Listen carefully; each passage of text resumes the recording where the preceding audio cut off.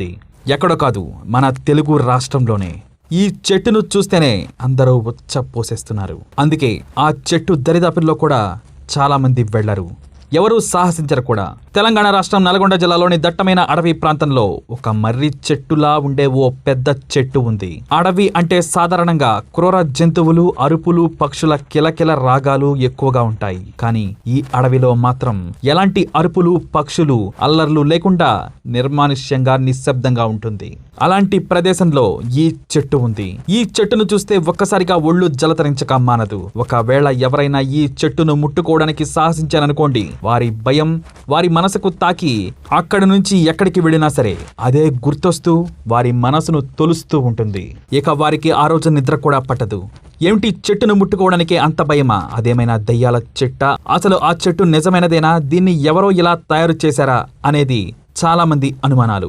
కానీ ఈ చెట్టు నిజమైందని, దమ్ముంటే ఎవరైనా సరే దీన్ని పట్టుకోండి, ముట్టుకోండి అని సోషల్ మీడియాలో సైతం దీని మీద సవాళ్లు విసురుతున్నారు. నల్గొండ జిల్లా నల్లమల్ల అటవీ ప్రాంతంలో ఉన్న ఈ మిస్టరీ చెట్టు దగ్గరికి వెళ్ళడానికి, ఇంకా చెప్పాలంటే ఆ చెట్టు దరిదాపుల్లోకి వెళ్ళడానికి ప్రతి ఒక్కరూ కూడా జంకుతున్నారు. ఇంతకీ ఈ చెట్టులో అంత భయం గొల్పించేది ఏముంది అంటే, ఈ చెట్టుని చుట్టుకొని ఉన్న ఒక పెద్ద అనకొండ లాంటి పాము ఆకారం. దీన్ని చూసామా, ఆ అనకొండ మన మీదకి వచ్చేస్తున్నట్లుగా, మనల్ని మింగేస్తున్నట్లుగా అనిపిస్తూ ఉంటుంది. సాధారణంగా ప్రతి చెట్టు పైన పక్షులు వాలతాయి, కానీ ఈ చెట్టు మీద వాలాలంటే పక్షులు హడలిపోతాయి. కారణం, ఈ చెట్టు చుట్టూ మొసళ్ల ఆకారాలు ఉంటాయి. అవి చాలా భయంకరంగా కనిపిస్తూ ఉంటాయి. ఈ చెట్టు దగ్గరకు వస్తే వారి రక్తం పీల్చెట్టుగా అవి చూస్తూ ఉంటాయి.